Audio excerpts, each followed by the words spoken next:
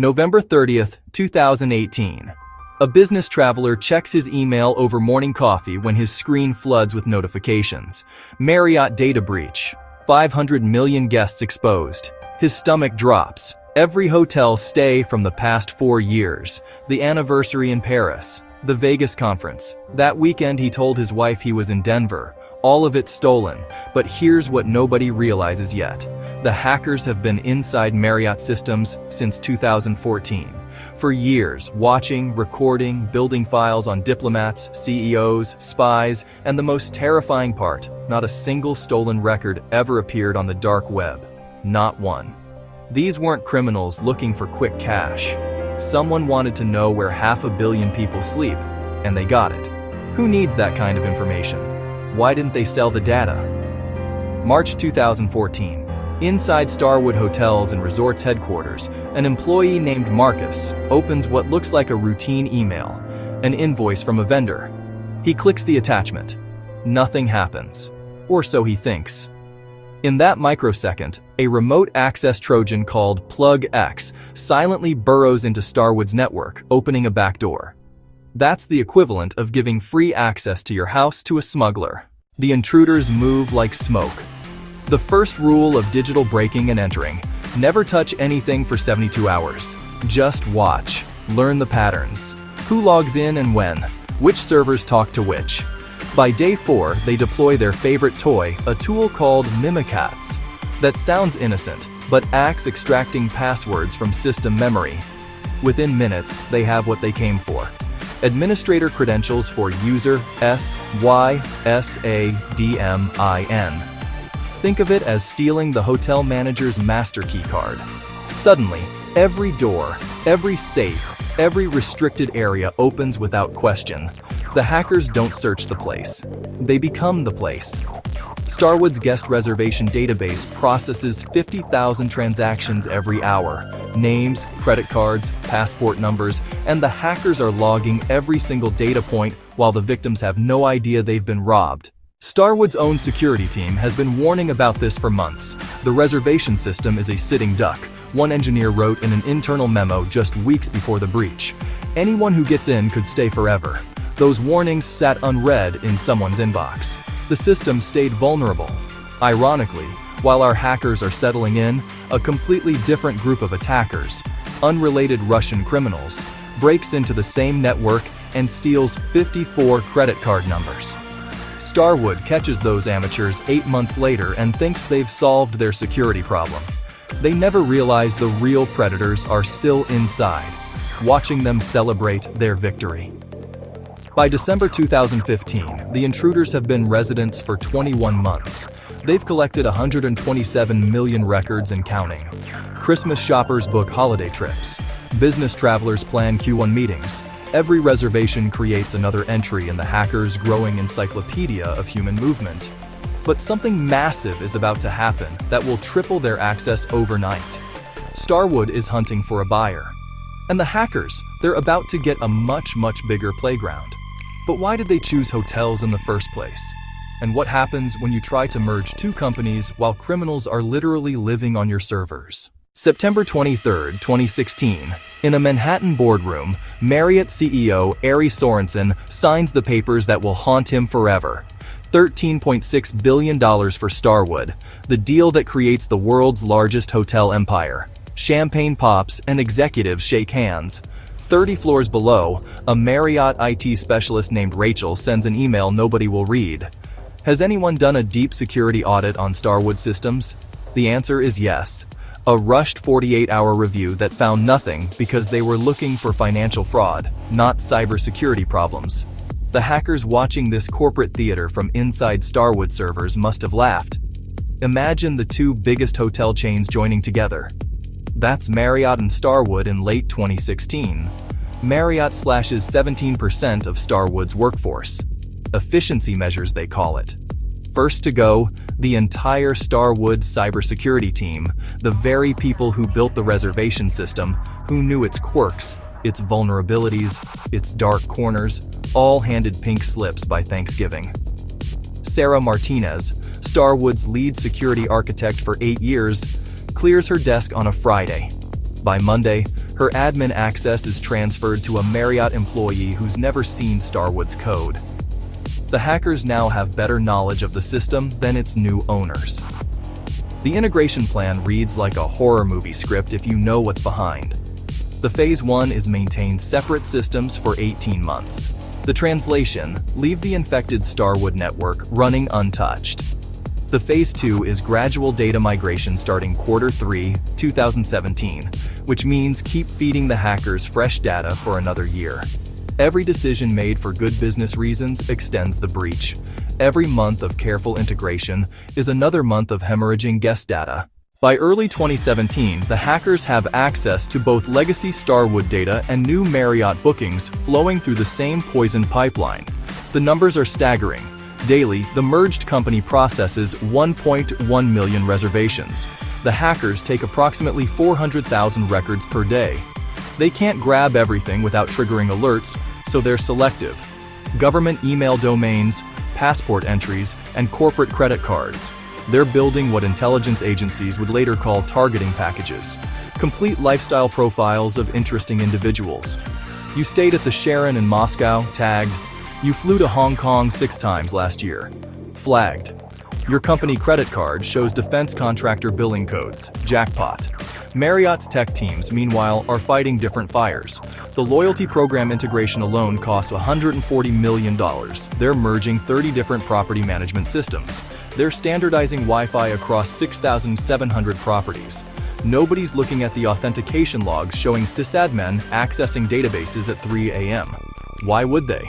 The hackers learned long ago to move during Marriott's planned maintenance windows. Their activity blends into the noise of legitimate system updates. It's like robbing a bank during a fire drill. Everyone's too distracted to notice. March 2018. The hackers have now been inside for 4 complete years. Their data collection has evolved from smash and grab to surgical precision. They're not just taking data anymore.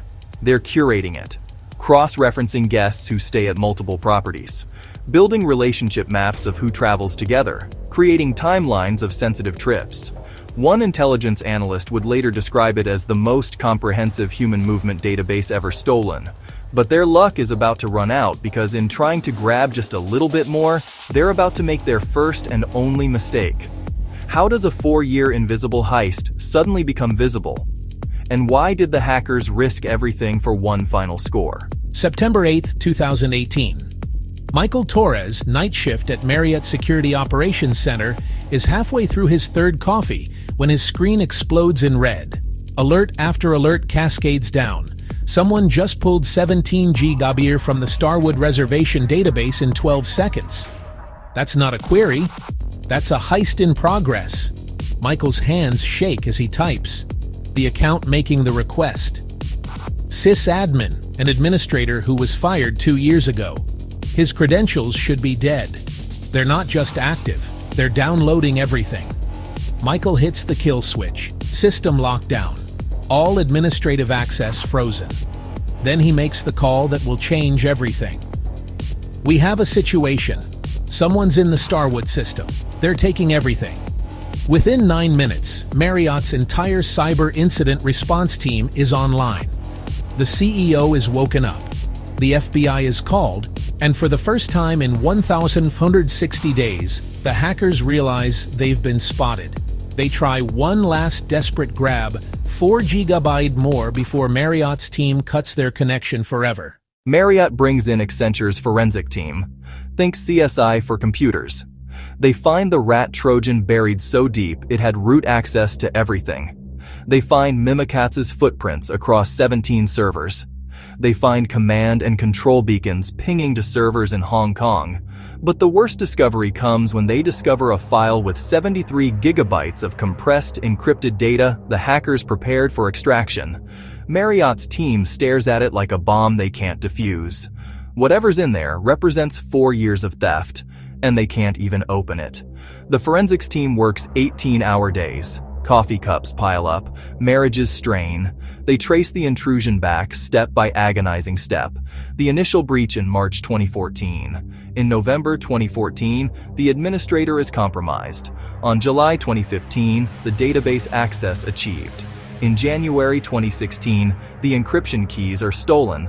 The hackers grabbed the keys to decrypt credit card numbers. Storing them on the same server was like taping your PIN to your ATM card. Later in September 2016, the Marriott merger. The timeline reads like a medical chart for a patient who didn't know they were dying. Finally, in October 15, 2018, after 5 weeks of brute force computing, they crack the encrypted file. The room goes silent. Inside, there are 500 million guest records, 327 million with full names, addresses, phone numbers, emails, 20 million passport numbers in plain text, 8.7 million encrypted credit cards. Except the hackers also stole the encryption keys, making them essentially naked. 5.25 million unencrypted passport numbers just sitting there like social security numbers at a yard sale. The hack isn't just big, it's civilization scale. If printed, the stolen data would create a stack of paper reaching the International Space Station. But here's what makes everyone's blood run cold. The data is organized, not randomly grabbed, methodically sorted. Government employees in one folder, Fortune 500 executives in another, foreign nationals with US visa entries cataloged separately. This isn't how criminals organize data to sell. This is how intelligence agencies organize data to analyze. Marriott's general counsel picks up the phone and calls a number he's never dialed before, the CIA's corporate security liaison. We need to talk about who might want a database of where every important person in the world sleeps. The boardroom meeting that night lasts until 3 a.m. Do they go public immediately? Wait for more information. The lawyers want time. The PR team wants control. But the California breach notification law gives them 72 hours from discovery, and they're already at hour 68. CEO Ari Sorensen makes the call. We tell everyone tomorrow morning. The press release is drafted 14 times, each version trying to explain how 500 million people just had their lives stolen without sounding like the corporate disaster it is. In 12 hours, Marriott will face the world's fury. But first, someone needs to answer a question nobody wants to ask. Who steals 500 million people's travel records and doesn't sell them? And why did 0 stolen credit cards ever appear on the dark web? The press release drops. Within 17 seconds, it's the top story on every major news site. Marriott hacked. 500 million guests exposed. Your phone buzzes. Your mother texts, "Weren't you at a Westin last month?" Your boss emails, "Is our corporate account compromised?" Your spouse asks the question everyone's thinking, "What do they know about us?" The answer is everything. Where you've been, who you've met, when you travel. Marriott's call center, built to handle 10,000 calls daily, receives 47,000 in the first hour. The website crashes from 16 million simultaneous visitors. Beth from Portland can't remember if she used Marriott for her divorce hiding trips. James in London realizes his affair just became hackable evidence. Sarah in DC, ACIA analyst, understands immediately that her cover is blown. Every vacation to Berlin, Prague, Moscow now mapped in enemy hands. But the weirdest part, no stolen credit cards surface. Not a single one. Dark web marketplaces where stolen data usually appears within 48 hours show nothing. 0 Marriott passports for sale. No identity theft rings bragging about their score. It's as if the thieves stole Fort Knox and left the gold untouched. The lawsuits arrive like an avalanche.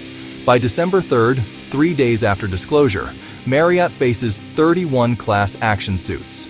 The number reaches 100 by Christmas. Lawyers calculate damages $12.5 billion if every victim claims the maximum. One suit calls it the most reckless data security failure in corporate history. Another reveals Accenture was managing Starwood's IT security, spreading the legal carnage. But the most damaging lawsuit comes from Marriott's own shareholders, who claim executives hid the breach's scope to protect stock prices. Internal emails surface showing IT staff warnings from 2016. Starwood Security is a disaster waiting to happen. The disaster happened. Leadership didn't listen. Then comes the bombshell nobody expects. December 11, 2018, Secretary of State Mike Pompeo holds an emergency press conference. The Marriott breach, he says, measuring each word, was Chinese intelligence. The room erupts. This wasn't cybercrime. It was espionage. The New York Times headline screams, "China turned hotels into surveillance weapon." Suddenly, every government employee who ever stayed at a Marriott property realizes they've been mapped. The pattern becomes clear when analysts connect the dots. In 2014, China hacks Office of Personnel Management, 22 million government employees exposed. In 2015, Anthem insurance breach, 80 million health records stolen. Then in 2017, the Equifax hack, 145 million credit profiles grabbed. And in 2018, the Marriott revelation, 500 million travel histories captured. It's not random theft. It's a systematic collection. China is building what experts call a database of databases, a complete map of American society. Your government record tells them who you are. Your credit report shows how you live. Your insurance reveals your weaknesses. And Marriott tells them where you go. Combined, it's a surveillance state's dream. Total information awareness about enemies, allies, and everyone in between. Britain strikes first. January 2019, a £99 million fine proposed, the largest in UK history. Marriott failed at the most basic level. The Information Commissioner declares Europe follows. The GDPR violations could mean 4% of global revenue, potentially $1 billion. US states pile on. New York wants $900 million. And California demands answers. The stock market delivers its own verdict. Marriott drops 5.6% in one day, erasing $4 billion in value. But money is just numbers. The real cost is trust. Hilton runs ads about security you can count on. And Hyatt emails customers about their superior protection. March 2019. Marriott's CEO faces the Senate Homeland Security Committee. Senator Josh Hawley doesn't hold back. You bought a company. You fired their security team. You let hackers live in your system for 4 years, and you want us to believe this won't happen again. Sorensen's response reveals the truth nobody wants to hear. Senator, we're not equipped to fight nation-states. No hotel company is. And he's right. When your enemy has unlimited resources, 1,000-person hacking teams, and zero fear of prosecution, how do you win? But that admission opens another door. If China did this, why? What's the strategic value of knowing where people sleep? And why is the US government more worried about this breach than any other? January 2020, the Justice Department indicts 4 members of China's People's Liberation Army Unit 61398, the same cyber warfare division linked to hacking Google, RSA Security, and Lockheed Martin. Marriott is listed as Victim Company 1. The hackers' real names are published: Wangchen, Shuk, Lule, Wu Jiang. Their photos circulate. Young men in military uniforms who will never see the inside of an American courtroom. The message is symbolic. We know who you are. We know what you did. We can't touch you, but we're watching. China wanted to know which Americans to recruit, blackmail, or eliminate. Think about it. You know a diplomat stays at the Beijing Sheraton every March. You know they travel alone. You know their room preferences, their loyalty number, their personal email.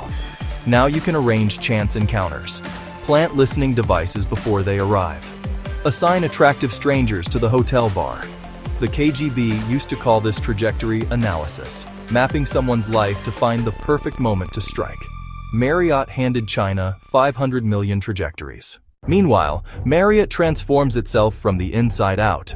New Chief Information Security Officer hired from the Pentagon. $200 million cybersecurity overhaul. Quantum encryption for sensitive databases. Biometric access controls. 24/7 threat hunting teams. The Starwood reservation system, that zombie network that enabled everything. Finally murdered and buried. Every employee retrained, every password reset, every system rebuilt. It's corporate chemotherapy killing everything to save the company. By 2021, Marriott claims to have the most secure reservation system in hospitality. Maybe, but that's like saying you have the strongest lock after the thieves already made copies of everything inside. Meanwhile, the settlements trickle in like a slow bleed. UK fine negotiated down to $18.4 million. US states accept $52 million. Class action lawsuits settled for undisclosed amounts. The total cost by 2023 is an estimated $280 million in direct expenses, plus untold billions in lost revenue and trust. But here's the kicker. Marriott's cyber insurance covered most of it. The company that enabled the largest travel surveillance operation in history paid less than the cost of renovating a single luxury property. Crime pays, but negligence pays out through insurance claims. The breach changes everything and nothing. Hotels still collect your data. Governments still hack each other. Your passport number floats in some intelligence database you'll never see. But the next time you check into a hotel, hand over your credit card, share your passport. Remember this. You're not just booking a room. You're creating a data point in humanity's largest surveillance network. Every hotel, every airline, every rental car, all collecting, storing, vulnerable. The Marriott breach wasn't the end. It was proof of concept. If China could live undetected in one system for 4 years, where else are they right now? Who else is watching? Your smart TV, your fitness tracker, your coffee maker with Wi-Fi. The real lesson isn't about Marriott. It's about us. We traded our privacy for points, our security for convenience, our secrets for free breakfast. The hackers didn't break down the door. We held it open, one reservation at a time.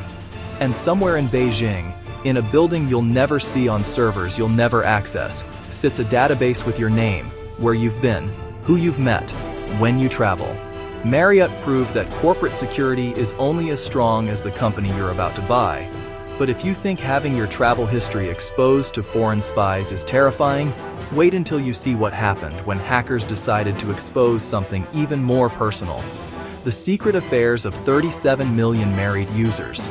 The Ashley Madison breach didn't just steal data. It destroyed lives, ended marriages, and led to suicides. The hackers called themselves the Impact Team, and they had one message: we would destroy you.